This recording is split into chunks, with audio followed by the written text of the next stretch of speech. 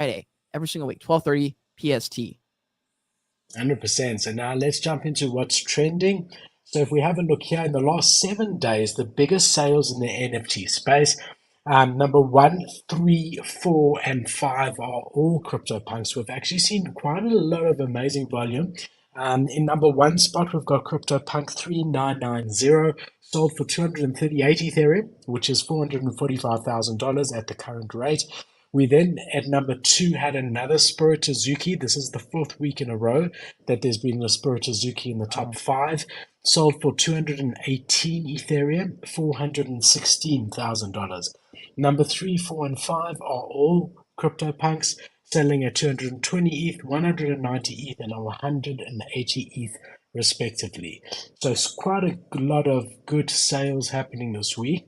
If we have a look at the trending collections in the last 24 hours, number one spot again, we've got Wrapped CryptoPunks.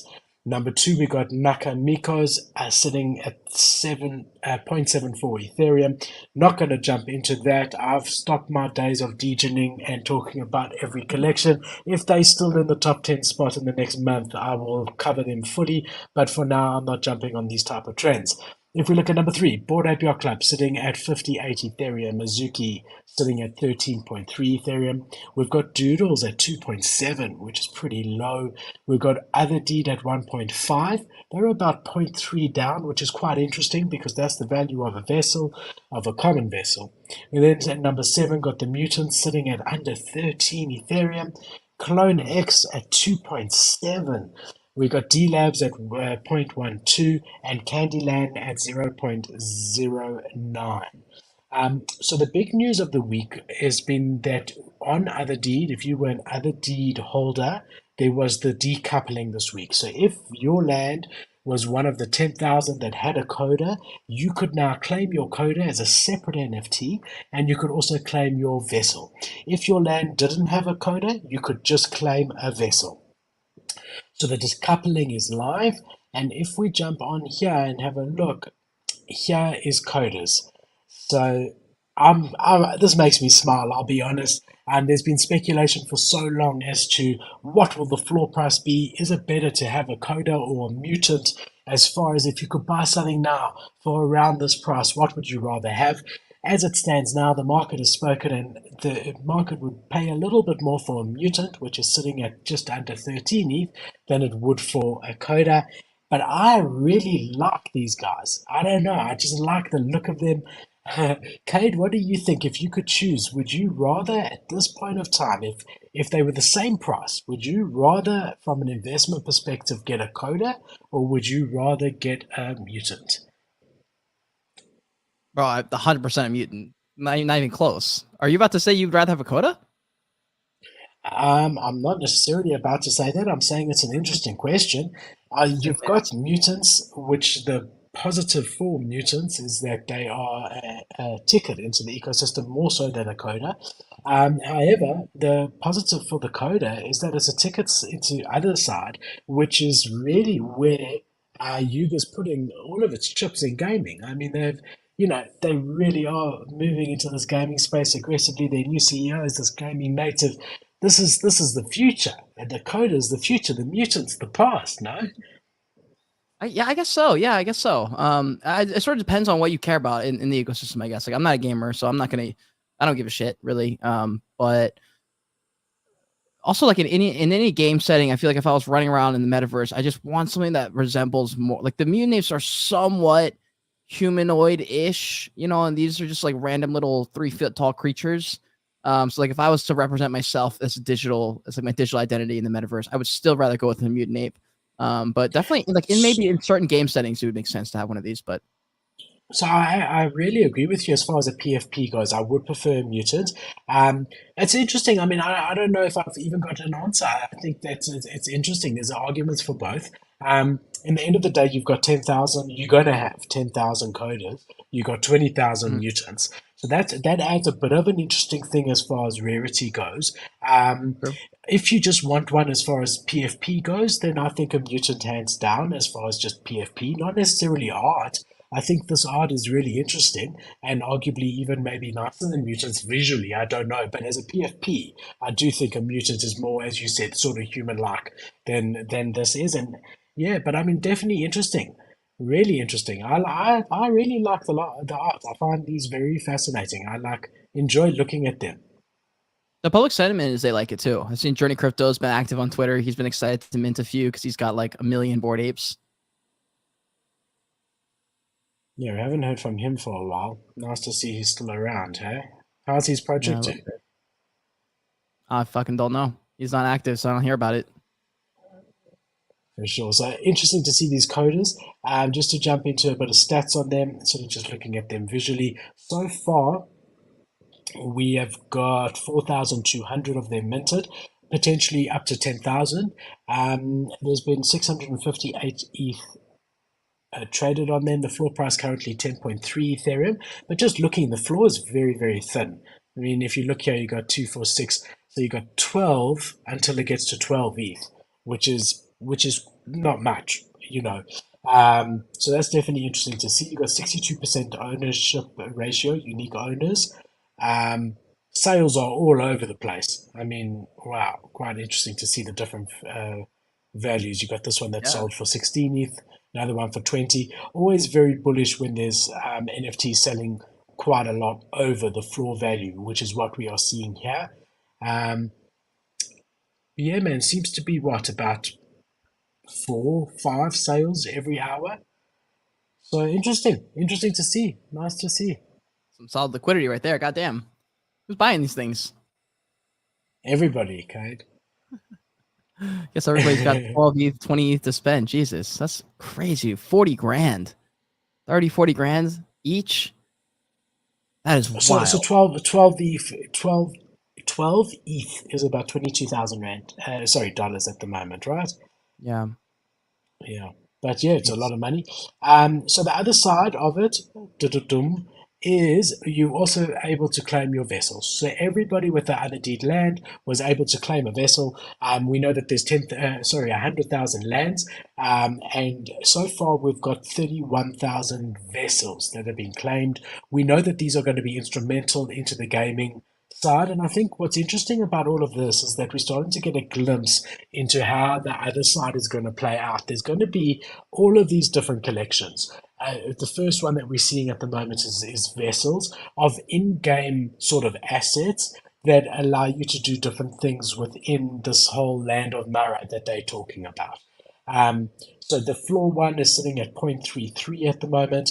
If we just sort it according to trait, so the ones you're seeing are the hunters. If we click on farmer, and if you missed it, we did talk about these in detail last week, and there's a standalone video there as well. Just search for Yuga vessels on my YouTube. You'll be able to see it. Farmer sitting at 0.4, and the enchanter sitting at 0.65 as far as the floor price goes. So yeah, man, very interesting to see. Yeah, dude. I don't have too much to say about these assets. I'm just more. Yeah, I'm just kind of watching them. Just kind of staying up with with how they're doing. Just because there's so many in their ecosystem now. So I'm just kind of interested to Yeah. see what the sentiment changes, if it changes at all. Once I mean, they inevitably will have to go down in price at some point. So I'm So just it's already corrected a little bit. So it's corrected almost zero point 0.3, so the amount of the vessel. So it was sitting at about 1.8 something. It's now 1.6. So it has slightly corrected. What I'm thinking is what we're going to start to see is as time rolls out, if you look at any land and you find one that's got some sentiment on it, like this thing over here, that is going to be able to be stripped from the land in future. So all the resources and everything that you see is it's going to become its own separate asset that, like we've seen with the coders and the vessels, that mm, has its own value in the game when it finally does roll out. yeah, just because the board ape ecosystem is so used to everything being worth a lot. I'm just very interested to see because it looks like the way they're going, they're not particularly worried about the floor. Like the team isn't, the actual brand isn't.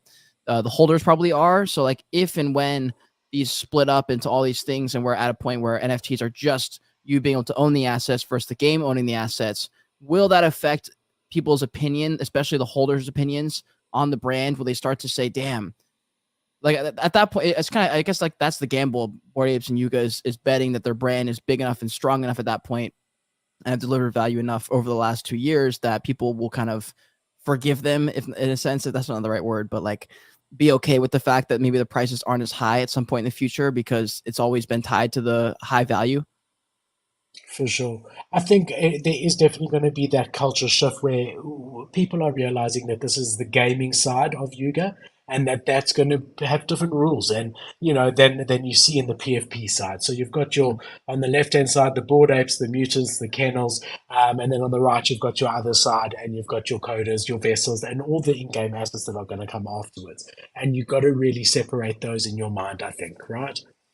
Yeah, 100%. 100%. You know what I found really interesting when you looked at the second trip that we covered last week, that other side had, where they did a teaser video after, and at the end of the video they zoomed out, and all of those 7,000 people were playing in one land. Mm-hmm. So that and that land seemed huge. So that Yeah. was definitely a hint at what's to come, and just the scale of what they are building, which is really interesting. Damn, that is very interesting. I didn't even really consider like the size of the metaverse in like terms of physical size because I just figured, oh, the metaverse just goes on forever. The land will just be infinitely big, but that's not the case. You have to buy certain plots, and certain plots are bigger than others. That's very interesting, actually. It makes me think of Yu-Gi-Oh! Duelist Kingdom season one. If you guys are Yu-Gi-Oh fans, there's a season one in Duelist Kingdom where they have to battle and duel on certain parts of the island, and certain parts of the island have different attributes and traits that you can use to your advantage or to like fuck with the other person. Like if you have a bunch of sea monsters and stuff, you'd want to fight closer to the ocean because the ocean has different advantages and things like that. And just makes me excited for that because that's a reality that we will be able to play on and play with very soon. I think For not very sure. soon, I but mean, I remember, back in the day when NFT Worlds was still on Minecraft and doing so well, mm, how their big thing was that each land was massive. That if you were an avatar in the land, which you could be, it would take you something like a week to walk from one side of one of your lands, a single land, to the other side of that land. Whereas the sandbox, we all know, like if you've done anything in the sandbox, those plots are pretty small. they're tiny. So I think like one NFT world was like almost equivalent to the size of the whole of Sandbox, and that definitely has a huge significance. So it's looking like Yuga and the other side is going to be similar to NFT worlds as far as the size of each plot is going to be massive, and that's really cool because it means you can build a lot more on your land, and you also, if you've got a particular resource, you've got a lot more of that resource than you thought because your land is bigger than you might have thought to begin with. So Mm. definitely interesting to watch. I'm enjoying seeing them play it out. They really have come with one thing after another. In the last month or two, they really have picked up their game. I think it can be a bit overwhelming on the one side, just the amount of stuff that's happening and coming out. And if you're not really a Yuga Maxi, I think it's quite difficult to stay on top of everything that's coming out over here. Um, but on the other side, they're definitely keeping people engaged. There's things coming out all the time. We've got stuff to talk about. Yeah, I was gonna say I literally have no idea what's going on with Yuga. It's too much, and I don't care. Like I don't have an asset that makes me care enough. So I think you're right. I'm very interested to see like for the people who are not in the Yuga ecosystem, do you guys keep up at all? Like, does it make any difference in your life? Like, it's hard to know how much of a influence Yuga has on people's like mental. Like, how much does it take up in their mental when they think about like when they're going through their day? Most of the NFT people, does Yuga come up in their mind, or is that just like a small subset of people that are just way louder because they've got bigger bags and bigger followers, probably?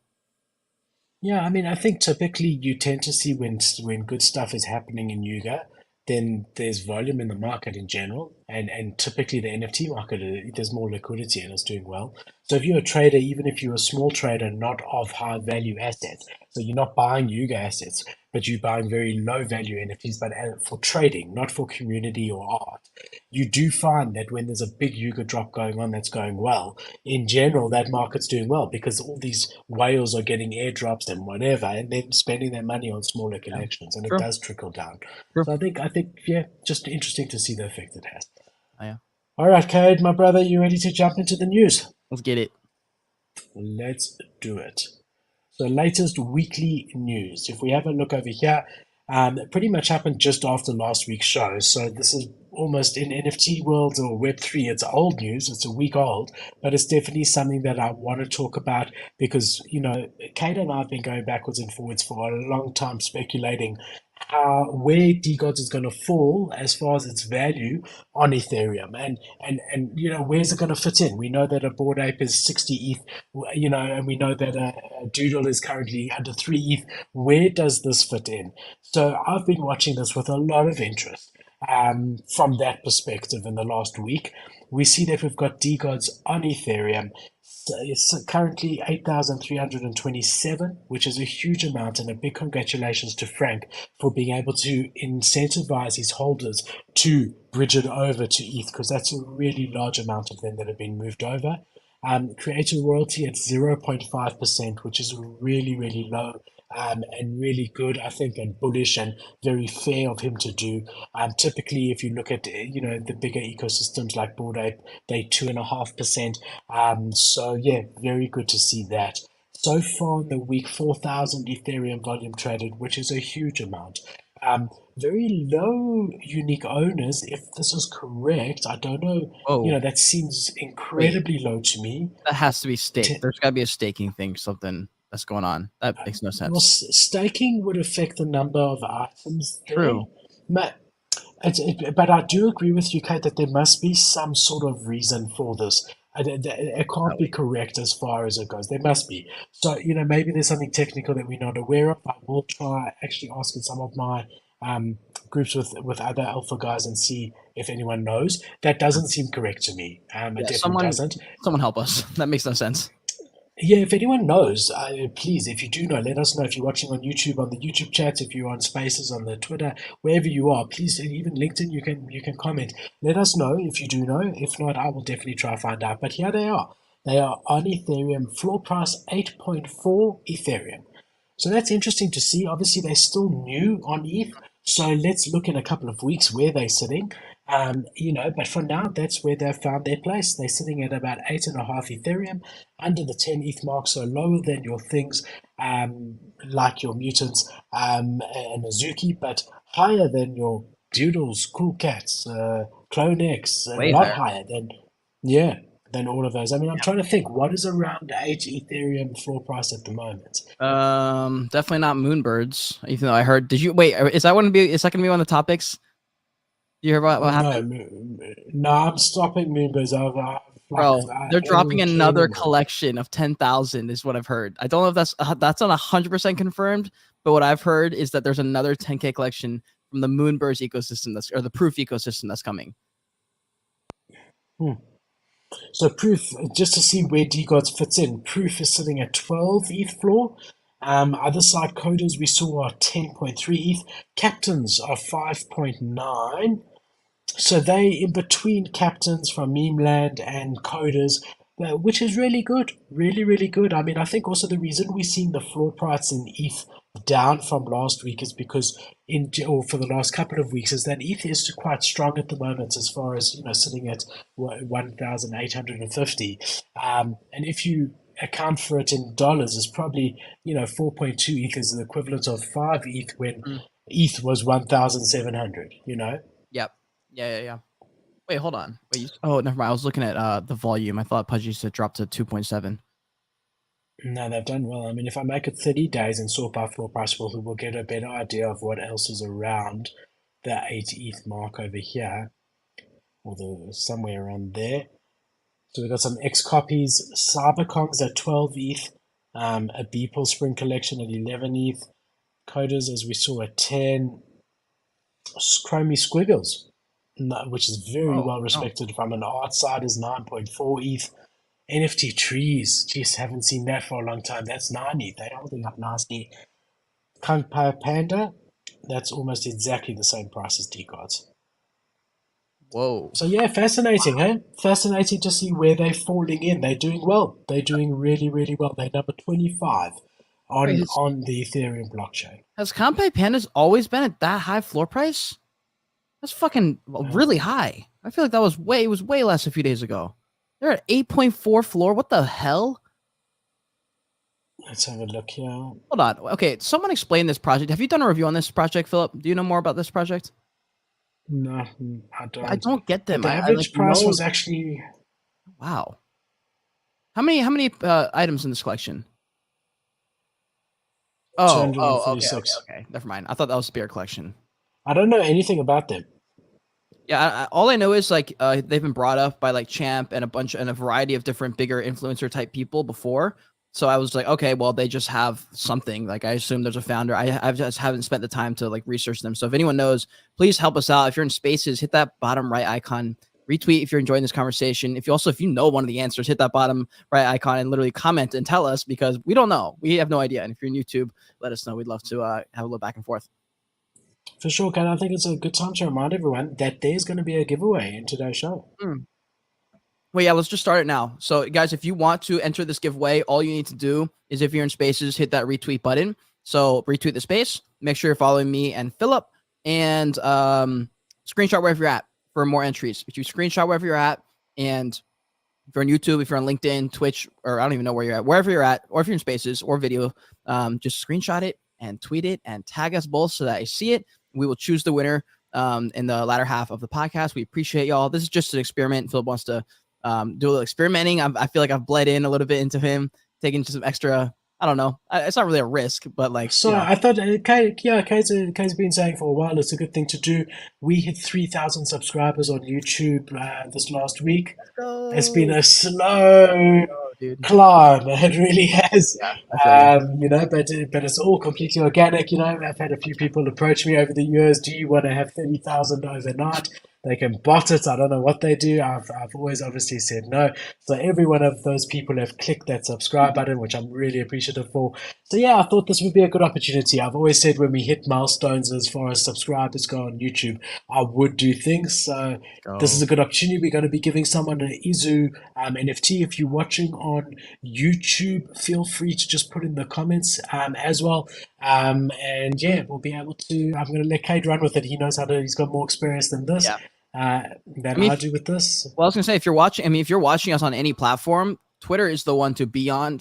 Not for watching, but like Twitter is the platform to be on if you want to participate in Web3 stuff. So find us on Twitter, and if you want to enter the giveaway, you have to jump onto Twitter. I imagine if you're on YouTube watching this, or if you're anywhere else, you also have a Twitter. So just real quick, make the tweet, tag us, follow us. That's all you have to do to enter, and then run back over to YouTube. If you guys have noticed, my camera quality should be significantly better. I did figure out what was wrong. There's a bunch of camera settings that I forgot to turn off that were back from my filmmaking days that made my quality way too good for streaming purposes. It was literally like trying to download a supercomputer's worth of quality onto a stream that was not capable of that because my internet's not that fast. So change all those settings. I should have a better stream. So my beautiful face should be clearer. So definitely catch I us on hope YouTube. so. I hope so. Yeah, come watch us on YouTube. Also, what I've done is I've actually removed my email address and details from here because I want everyone to be able to see your name properly if they are watching on YouTube.